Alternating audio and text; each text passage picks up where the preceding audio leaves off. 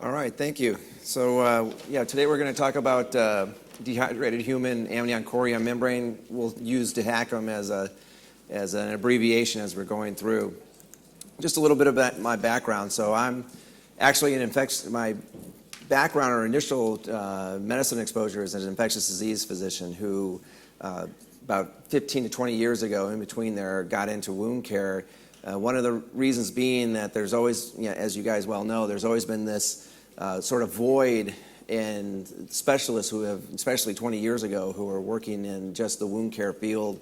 I would come in as an ID doc, consulted for septic lower extremities, diabetic foot ulcer, start antibiotics, come back like 48 hours later or 24 hours later, and unknowingly the patient would have gone to the OR and gotten amputated, and it got very frustrating. Eventually I got into wound care where I could actually have the authority to say, no, wait, don't take them to the theater. And we just started saving legs left and right, quality of life, everything that is associated with that. So, prior to what I do now, I actually eventually became the system head or head of a trust, over 23 hospitals. We had 10 wound clinics where we developed a very integrated, networked, multi-specialty wound care system that was very successful. But then I was introduced to this product that we're going to talk about today that really sort of changed how we healed folks and closed them up and got them on with their life, and just the potential future of how this can impact multiple areas of medicine, even outside of the chronic wound arena, is why I'm here today. And so we're going to talk about this. So where does it come from? Where does DHACM, or this placenta-derived material, come from? Obviously, it's the placenta, but it's actually the amnion chorion sac, the membrane that's enclosing the fetus. And from this, we get several different products. So there's Epifix, there's Amniofil, Epicord, and here in the UK that it's being introduced is the Amniofix sheet. So this is the dehydrated amnion chorion. There's actually umbilical cord product that still has bioactive proteins in it, that has a thicker matrix of hyaluronic acid that can be used for deeper structures or sutured into place, put over bone or tendon, and we've had a lot of success with this, even putting it under negative pressure. So when you kind of look at this cartoon here, this is just demonstrating the fact that when it's harvested, so this is harvested from planned C-sections, live births, everyone is screened prior to delivery, and even after delivery, the placenta is retested for any infectious etiologies.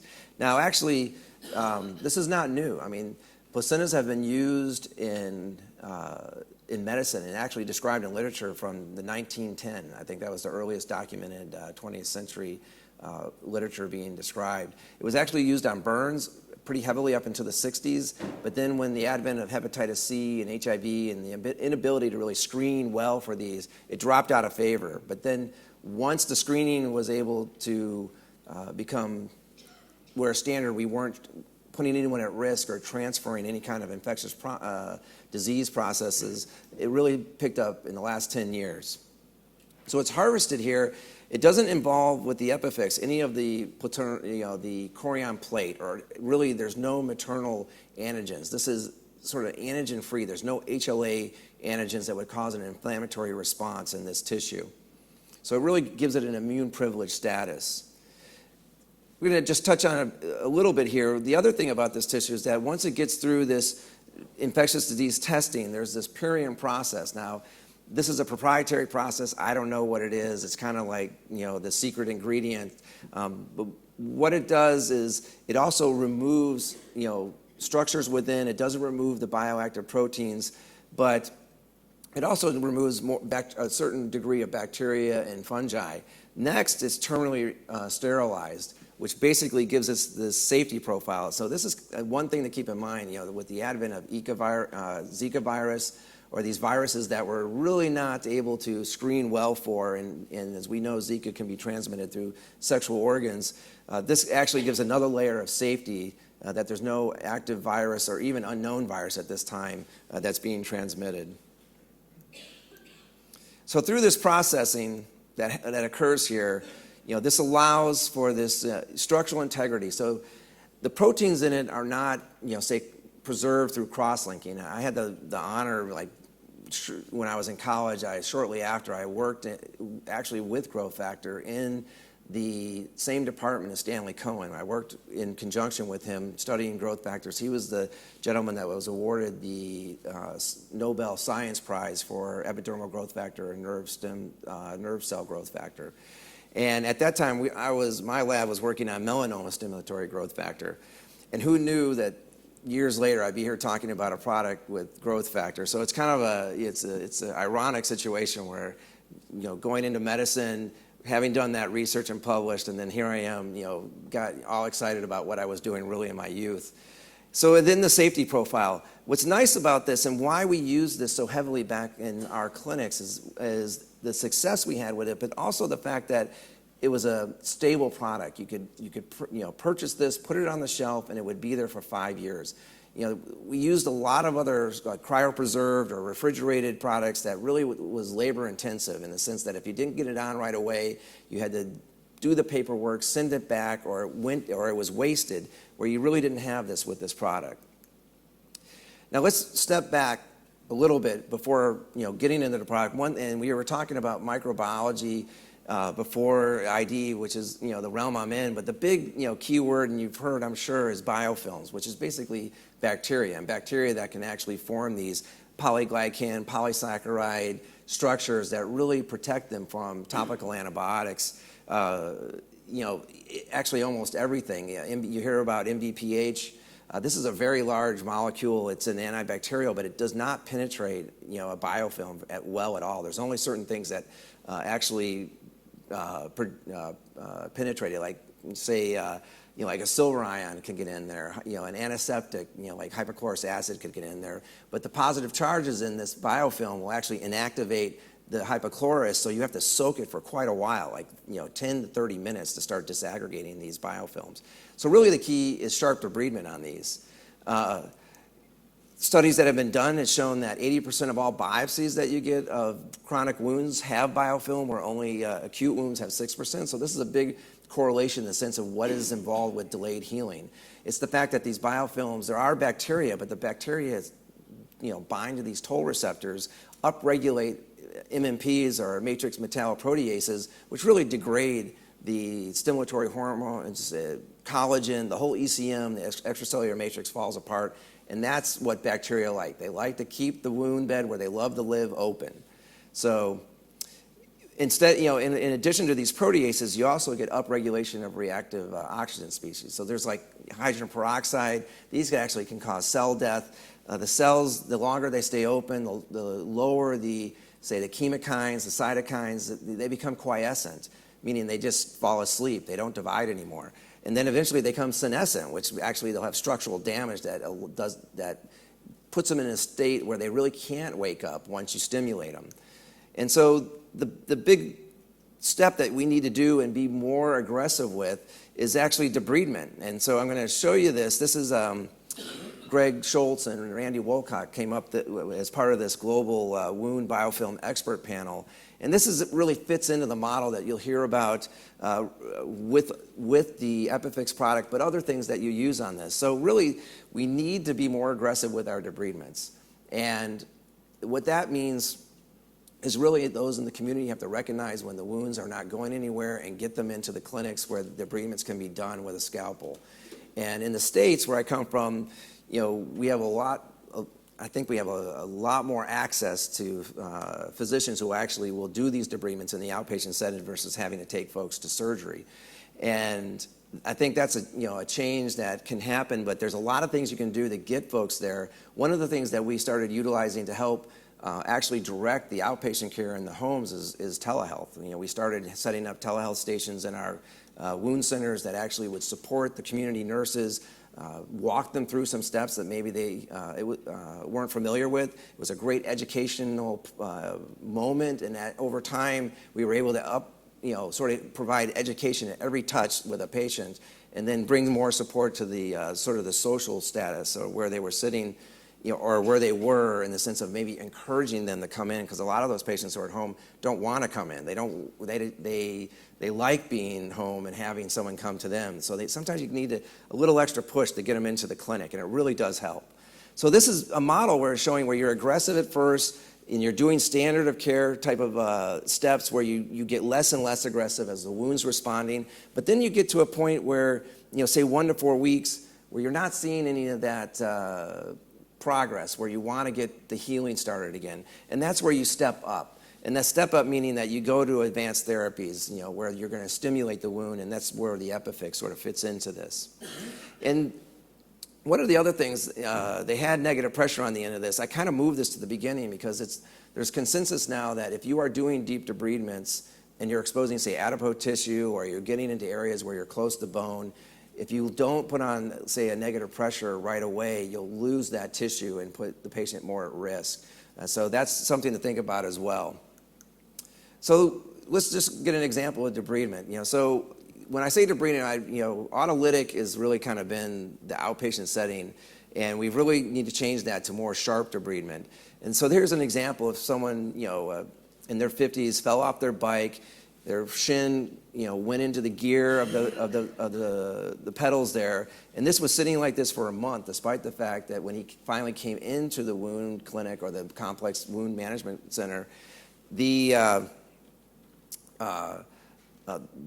patient said, "Oh yeah, they were cleaning my wound, they were debriding my wound," and this is not really where, after a month of maybe trying to autolytic debride it, this is what you needed. You needed to get a scalpel and clean this out.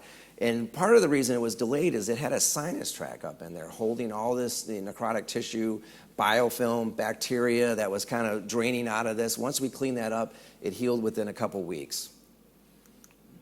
And I put this up here just to also stress that you'll get a lot of these patients who have sort of these sclerosed or rolled margins where the skin is kind of folded over back into the wound bed.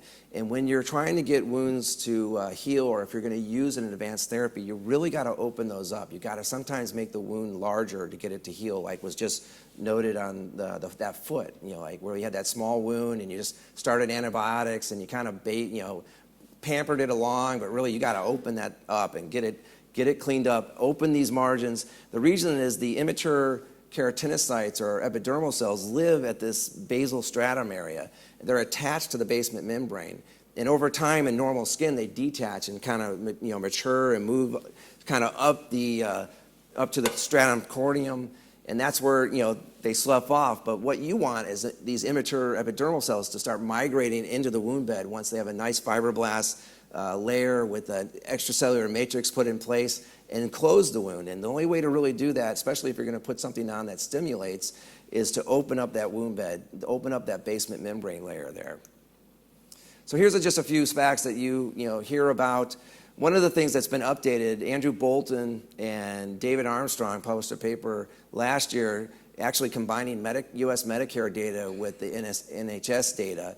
And we always say, like, the lifetime incidence of DFUs in patients, it was about 25%, but this new data showed that it's actually up to 34%. So it's a third of all diabetics are at risk, not just a quarter. So that even raises the bar, how many patients are going to develop ulcers in their lifetime that need access to good care. And this is a nice paper that points out why we say 30 days is kind of our chronic wound point, where there's this red zone, this danger. The reason being is that these wounds are greater than 30 days, diabetics are at risk. They're basically 4.7 times more likely to develop an infection versus an acute diabetic foot ulcer after 30 days. Now, our job is, as you heard, monitoring these ulcers, determining if there's an infection or active biofilm is really, because that sets them up for infection. Once they get infected, they are 56 more times likely to get it admitted to the hospital. So that's a big impact, putting them at risk for other complications of being in a hospital, but also it's very cost inefficient to have them be admitted. Also, if they get an infection, they're 155 times more likely to get an amputation. So that's why it's so critical to screen these patients, treat early, And when I mean treat early, I don't mean using topical antibiotics, because again, that's, you asked about resistance. That's problematic. So, we have a lot of other things that we can use, iodine-based, hypochlorous acid-based, silver-based. There's a lot of things that really have very little resistance that can treat both bacteria and fungi that we should be using in this setting. And then there's the Sheehan paper that basically it really has caught hold in the States. There's several different papers or different ways of looking at that's been published here in the UK, but the bottom line is you're looking at a degree of closure over time as an indicator of where you're going to go. So here we have an indicator here. If you're not decreasing the wound size by more than 50%, say 53%, at 4 weeks, your likelihood of healing at 12 weeks is only 9%. So this is a great sort of indicator to use, say, in the community with the community health nurses or folks working in the community to get folks into a different level of care where they're recognizing that the therapies that they're using aren't working and maybe they need something that's out of their scope. So I think that can be a big shift in improving outcomes. All right, so look at some of the data.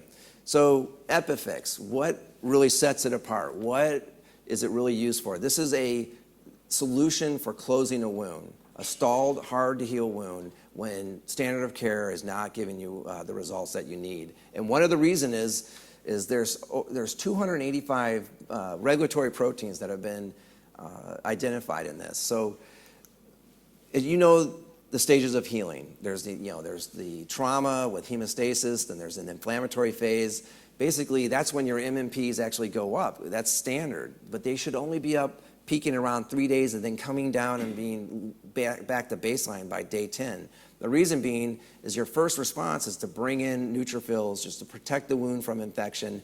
And then after that, those macrophages generally change phenotypically or recruit other type of phenotypic macrophages. They're more like M1, M2 that are going to stimulate collagen production, stimulate fibroblasts to proliferate or recruit them in. So you can have the proliferative phase here where you're rebuilding the matrix to allow for healing, and then your final is the epithelialization or remodeling phase. And so once you get stuck in that, the reasons being, we mentioned the quiescent cells, the senescent cells, there's not enough crosstalk between the cells, and you have MMPs that are chronically elevated that are degrading that messaging. So once you put this sheet on and you start getting a diluent or a diffusion of these stimulatory proteins out of the material, you kind of just reset it all. You reset the cells to start speaking to each other, to start proliferating, going through mitosis, up-regulating collagen production. And that's a busy slide, but this gives you an idea proportionally what's in the Epifix tissue. Now, you can see in the blue here, purplish blue, that more than 40% of that is actually tissue growth factors. But strangely enough, which fits sort of this step down, step up model with biofilm, is that the other 40% is actually TIMPs, or tissue inhibitors of matrix metalloproteases. So it actually has proteins in it that will suppress collagenase, elastinase. So when you're debriding a wound and you're removing that biofilm, it will start reestablishing itself almost immediately. But it matures around 3 to 7 days, and that's why weekly debridement has sort of become the standard in cleaning these wound beds off. It's really to keep removing the maturing biofilm, thus reducing inflammation. By reducing inflammation by that 1 to 4 weeks, that's when you start seeing the healing. But when that isn't working, you put Epifix on, you're getting a stimulation, but you're also getting a naturally suppression of the MMPs in that wound bed, allowing the cells to stay established, the ECM to stay established without being broken down. And this gives you these are just 10 of those bioactive proteins or growth factors, but you can see why there's both layers being used in this. So this proprietary sort of Purine cleaning, but there's also a patent on the way they process these. They take the Amnion, the Chorion, they separate them out. They take out sort of the spongy middle layer, and then they put them back together and dehydrate them. And you can see that the majority of the growth factor is actually in the Chorion layer, layer. But you can see here with the epidermal growth factor, EGF, that is one of the highest ones in the amnion side. So actually, when you're putting it into the wound bed, the chorion is what's supposed to go down with the amnion up. Meaning, so it kind of fits where if you clean those margins off, you're exposing those margins to the epidermal growth factor, where everything else, where angiogenesis and fibroblast stimulation is and bolstered closest to those tissues. So this is also a slide just sort of demonstrating that there's been a lot of bench research done showing that these proteins are actually bioactive. So they've done them in cell cultures where they stimulated adipose stem cells, bone marrow stem cells, epithelial cells, endothelial cells, and in models where using diffusion gradients where you can actually increase mitosis or actually stimulate migration according to the diffusion gradient setup with the tissue diluting out of the epiphyx. And you get all of these. You get upregulation of collagen, migration of stem cells into the wound bed, and proliferation of those cells. So beyond, say, a Petri dish, there's actually a parabiosis model that's been done, an animal model, where a green fluorescence protein stem cell mouse, or a genetic knockout mouse, was attached via vasculature to a normal mouse, and the 3 wounds were placed in the skin, where one was a sham where they did an injury, they just put the skin back on. The other was where they put just a collagen dressing into that wound, and the other was where they put epiphyx. And they looked at serially over time for recruitment of these stem cells into the wound beds to see which had the greatest recruitment. And you can see the blue bar here, the days 3 through 14, where there was a rapid increase in those green protein cells, and just meaning that when you put UV light on it, they fluoresce green. They're easy to see under a microscope, so you can quantify that. And so you can see out of those 3 wounds that were treated differently, the highest result of recruiting in stem cells was with the epiphyx.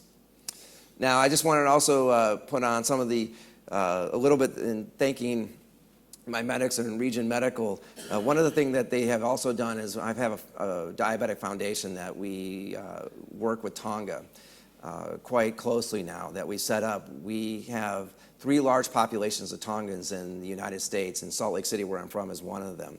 And we had a member of the royal family come to Salt Lake who was going to get an amputation, actually salvaged that leg. And so after that individual went back, the Ministry of Health asked our group to come in and teach the folks in the healthcare how to do what we did. And from that, we've been doing this now for 4 years. We're officially partnered, and we bring in materials every couple of times a year when we come in. One trick that we've done, and it's been really significant, is actually after we debride wounds, so we're teaching just the outpatient nurses to do this.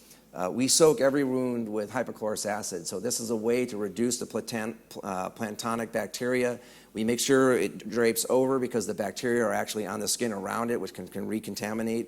So we usually soak those for 5 to 10 minutes whenever possible. And I tell you, when I first showed up in Intermountain Healthcare over a decade ago, we had a lot of like weekend ED visits with cellulitis from a post-debridement, wrapped, especially in the summer when it's hot and sweaty. Almost all of those anecdotally just went away. We actually looked at the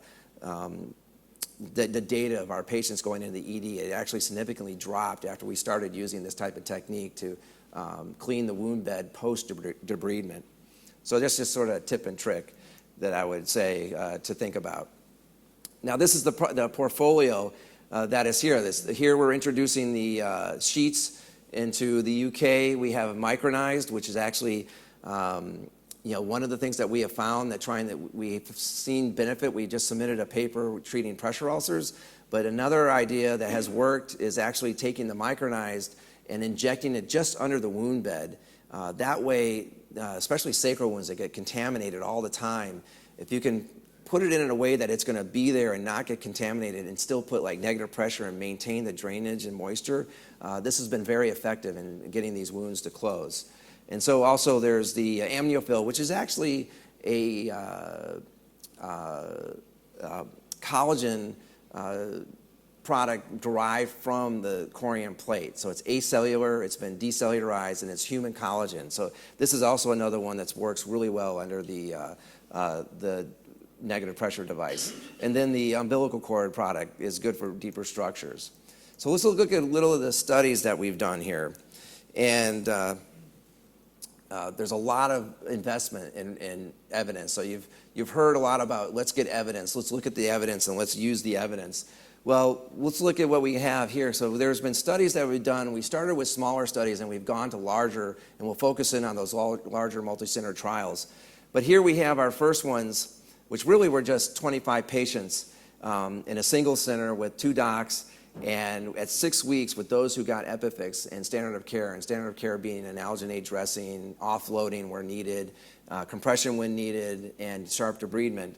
We had 92% healing rates at 6 weeks. Those that were in the control group were actually crossed over. The other 11, so there were 10 out of those 11 that actually healed. The 11 that didn't heal were crossed over into the treatment group, treated another 6 weeks with the Epifix, and attained a 91% healing rate. So they had 12 weeks of treatment altogether. We've also done head-to-head with other bioengineered tissues. And actually, the initial study was done biweekly. We were really trying to figure out how often should you apply the Epifix or the placental-derived tissue to be the most effective course of treatment. And what we found is that weekly treatments were more effective, and we'll touch on that. We've also done a large venous leg ulcer study that had 60% healing rates at 12 weeks and 71% healing rates at 16 weeks. Now, this is dramatic. These numbers aren't in the 90 range, but as you know, the VLUs tend to be a lot harder to heal than DFUs. But there's about 10 years ago, there was another large study done with allograft, a bioengineered tissue. Their healing rates actually at 12 weeks were around 36%. So this is almost double what was seen with previous bioengineered tissue. Now, this is a study that was actually done looking at how often should you put it on. So the original study was 2 weeks, but what was done in this study was the weekly versus 2 weeks. What we found is that if you went to weekly, you could get your patient healed 41.5% faster. So that meant that you actually got them back to what their quality of life, baseline quality of life before the ulcer, got new patients in who were in that red zone to be treated and get them healed quicker. So it also got them out of the red zone more quickly. But what it really didn't do is reduce the number of sheets. You still use the number of sheets that you would originally use. So instead of, say, every week you had a 4-week treatment course, you would use 2 weeks, once every 2 weeks, versus 2 weeks. If you put it on every week, you use 2 sheets in 2 weeks. So it comes out the same, but you get people healed quicker, and you get rid of those risk factors. So that's part of that. And this is actually when we were doing head-to-head, it's called allografts. It's also a bilayer. But we studied that looking at 4 weeks, 6 weeks, and 12 weeks. There was 20 patients in each of these cohorts. The last one at 12 weeks, they actually increased it to 100. But you can see that we were still getting 90% healing rate, statistically significant over the 73 that you were seeing with allografts. And so let's look at the venous leg ulcer. I'm going to show you this data real quick and just a bigger sort of graph here. Really the graph at the bottom where it's standard of care is in the gray and the treatment is in the blue. So the blue, you can see almost immediately, this is just a trajectory. You can see your trajectory to closure actually increases almost within the first week. So that's a significant change. And when you talk about waiting like 4 weeks, so sometimes waiting 4 weeks, especially with patients who come in, as you had mentioned in other lectures, they've had these for 17 years, 6 years. If you're waiting another 30 days to change the course, you're waiting too long. Sometimes 2 weeks is really all you need to get a good idea of something that you're putting on different if you're going to get a good response. So again, reiterating on these, 60% healing rates at 12 weeks versus 71 at 16, and you can see the control here under standard of care, where it was 35% versus the 60%. So it's a significant increase. Now I'm going to give you one case of these cases are actually my cases. So we're going to talk about Epifix with the larger DFU study that we did with 110 patients. But this is a patient of mine that came in. This was actually a Friday. This is a typical, Friday afternoon. You get the call from the orthopedist around 2 or 3 o'clock in the afternoon. Can you see this patient? Describes to me on the phone that he actually wanted to take this patient to get a partial cachectomy because he's had this lesion for 3 months. It was foul smelling. The heel was involved, but yet he was stable. He was afebrile. He wasn't complaining of any fevers. He wasn't tachycardic. He couldn't take him to surgery, lucky for the patient, because he was actually going on vacation that evening, and he did not want to leave the patient stranded, in the hospital without any follow-up. So he called me. We started an empiric antibiotic on him, and there was a mention about like using double coverage for MRSA. The real thing is when you're doing double coverage, you don't really necessarily have to do double coverage for MRSA, but when you're empirically starting someone on an antibiotic and you're not sure if it's MRSA, but you're not sure it's strep, you really should be doing double coverage because Bactrim and doxycycline or minocycline have terrible strep coverage. So you got to cover for both. So if you're starting MRSA coverage, say with Bactrim, you need to add something else that's going to cover, so like Clinda or Keflex even, which is a wimpy drug, but you got to cover for the strep side until you know what's going. So that, again, I totally agree that you got to, in the end, you have to use targeted therapy, but it's kind of the shotgun effect in the beginning, and you narrow it down as you know more. So we started him on oral antibiotics, and there was known, MRSA. We got known osteo, and we got an MRI to confirm that. But there is no good data saying that IV's better than oral. There's nothing out there. It's all about adherence, and adherence is really problematic. This patient was very compliant. So once we got to him started, we stood with orals. But I have another example where it was a non-adherent patient where we went to IV, which is basically it was like going to observed therapy, like a TB patient, because in the U.S., you got to go to an infusion center or you got to be admitted into a nursing home, and you're getting the antibiotic therapy. So this is what happened. This is the step up, step down, step up. He shows up the Monday, and this is what we did in the clinic. I mean, this is an outpatient debridement. He's got bone there. You probe it. It's not real. It's not spongy. So I didn't feel like we had to go into the bone. There's other. Everyone has a different approach on this. But he was going to go to surgery anyway, and we have podiatrists right in hand. We have orthopedists right in hand. So if he started failing, he would have gotten into the OR immediately. So what we did is we cleaned this up. We irrigated it out. We did a culture, and we put negative pressure on it right away to try to protect this tissue over the bone. And then 3 days, this is the March 2nd, he comes in 5 days later, and you can see a significant contraction and improvement on this wound with everything that was put into place. He was, he had good coordination, so he was using a knee scooter. We did not have to cast him. And so we continued negative pressure. He had, the insertion of his Achilles was involved on this, so I'm not a surgeon. So I was very ginger in my debridement on that, so I was very conservative. So we continued negative pressure until this area finally granulated in well. We had a nice granulation base, and you can see where that sort of ischemic granulation is over. It's finally covering over the insertion site of the Achilles there. This is where we went ahead and started using the Epifix for closure, because he was not really going any further than this. So we put on our first, and then after 3 applications, we go from this to this. So that's 3 weeks. We go from this to that. We put on our last, and then this gentleman completely healed, and he was a good limb salvage case where he was earmarked for a partial cachectomy and really a deformity. And he actually, his 6-month follow-up stayed healed. He was walking. He was actually going back to the football games. He was a big soccer fan in the States.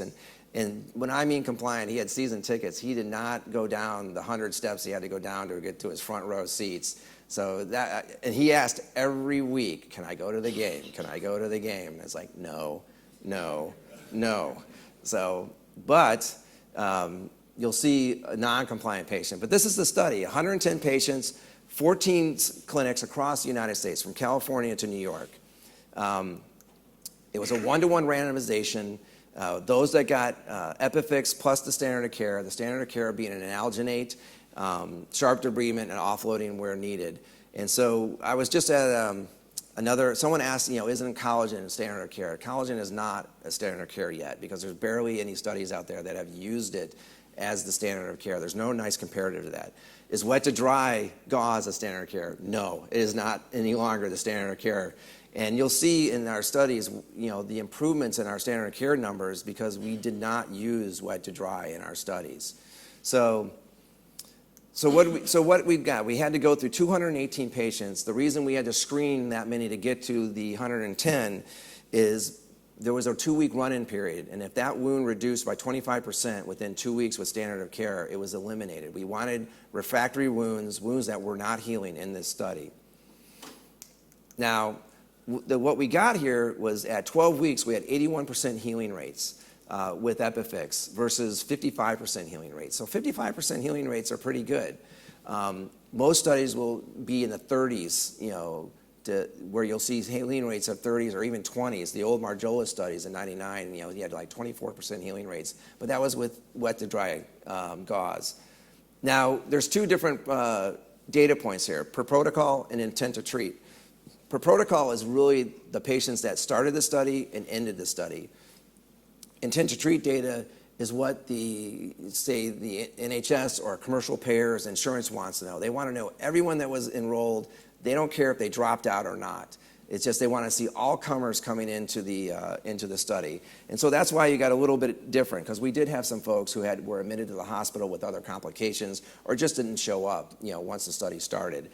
And so you had 70% versus 50%. And when you look at other studies that report ITT data, this is still statistically way ahead of the game with any other placental-derived tissue.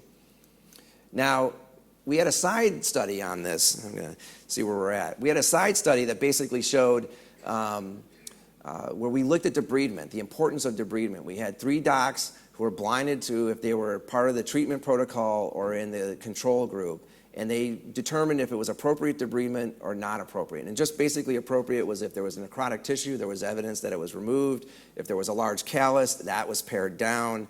Or if it was healing well and they opened it up again, that was inappropriate. That was inappropriate, too aggressive later on in the course. But what we found is that when there was inadequate debridement, the patient was 71% less likely to heal at 12 weeks. So, that's key. That's a key point to know. And this kind of summarized that. So one of the other findings, again, subjects that were treated with Epifix were twice as likely to heal at 12 weeks versus those that weren't. Now let's look at the EpiCord. Now that is the umbilical cord product that we actually did another study on with a little bit larger group. And you can see here, we have another one of these pie charts, but there's 241 bioactive proteins in this that have been identified in this material. So again, this is another bioactive product. And there were 155 patients. These were actually recruited in a 2-to-1 ratio, 2 to every in the treatment group versus the same cohort of standard of care. Now what we found, and I put this in here just so you can see the inclusion, the criteria is pretty broad. The wound had to be there more than 30 days, had to be below the ankle. The size was 1 to 15 square centimeters, but you can see that the A1C could be as high as 12. They could be a smoker. They could have severe renal insufficiency, short of dialysis. They could be protein. Their nutritional status was not something that kept them out of the study. So it was kind of real life. What we found is basically the same data. We had 81% healing rates with our per protocol at 12 weeks and 54% in our standard of care. But we also did the debridement side of things. And so what we found is those who were treated, so this is kind of the solution. So if you are doing debridement, good debridement, and you're doing standard of care, and then you're stalled in that step down to step up, and then you use Epifix or EpiCord, you can obtain 96% healing rates. This matches the earlier studies when we were just looking at single sites, a good doc with debridement, versus a broad, multi-center trial with a lot of variations in clinical practice habits. And so when you identified good debridement, sharp debridement, and then utilization of the Epifix, you're almost guaranteed to get to where you need to be for healing. And so this is just an example of one of the folks. This is actually a study patient where initially we were like, oh, like that looks like good debridement, but it's not. I mean, you got this huge callus around it. It's a pressure point, a lot of stress forces. It retains moisture, tons of contamination in that. But eventually, as the study went on without much coaching, they took that down, made it bigger, opened up those margins, and that patient actually went on to heal. So this was a patient where initially it was being judged inadequate, then it went to adequate, and they healed. But this was just being an adjudication. There were really no adverse events in this study as well. And again, sort of the commitment to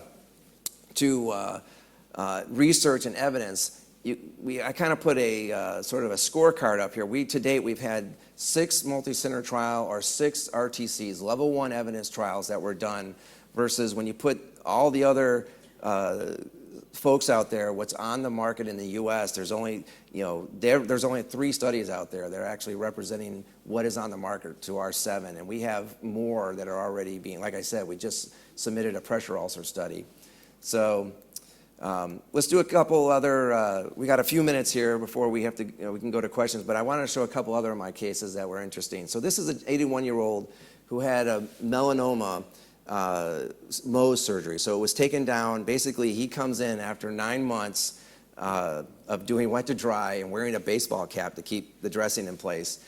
He's very frustrated. So what we did, this is about that size of a lesion on dry, desiccated bone. Didn't think it was, obviously there's biofilm, but we didn't really do anything other than put Meta Honey on this. And then we wanted to soften everything up. We put Meta Honey on it, put a hydrocolloid that's trapped that moisture in.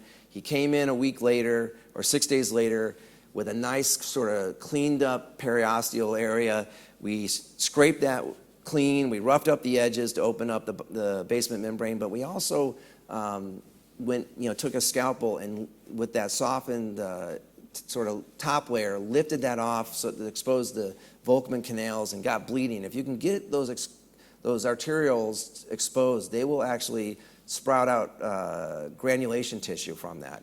And that's a technique for like severe degloving of the scalp. They'll take like a Dremel tool, burr hole, like cornrows, get these granulated islands in there, and then they'll split thickness, skin right on top of that. Because it'll support that. But we didn't have to get that aggressive. We had a smaller wound. We just opened that up. He eventually developed these little islands of granulation, but it completely stalled. So what we did is we put one small Epifix on there and let that ride. And by the second from the 21st, 3 months, 84 days, versus 9 months of no healing, he was healed. And so that was just a progression of that.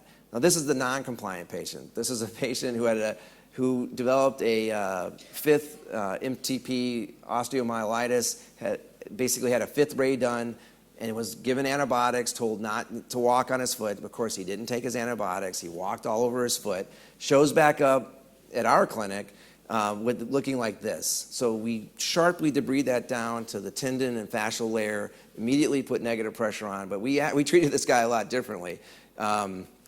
We went ahead and put him on IV therapy. We put negative pressure under the cast. We kept him in a cast the whole time. And eventually he got a good granulation bed. That's when we initiated the Epifix. And then after this is the second application. This is kind of what it looks like before you clean it up with it sort of mesh, like sort of molding into the wound bed. But we applied after 4 applications, he completely healed that disastrous looking wound, and he was a durable heal.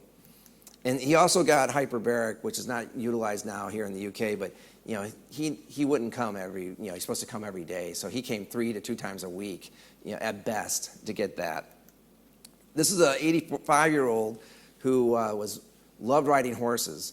He fell off his horse, exposed his lateral malleolus, had to get sort of a positional or flap done. But what happened is he bled posteriorly into that space. And he shows up in our clinic. I called the plastic surgeon and say, hey, we got your patient here. He's bled in. He's got a hematoma. Do you want to see him? Of course, I was calling him on Friday at 2 o'clock. And he said, no, you guys take care of it. And so we cleaned that out. We put negative pressure. It was a threatened flap. You can see there was getting a little pink and dusky there. But he responded well. And this was January 4th to the 23rd. It was filling in. It was pinking up.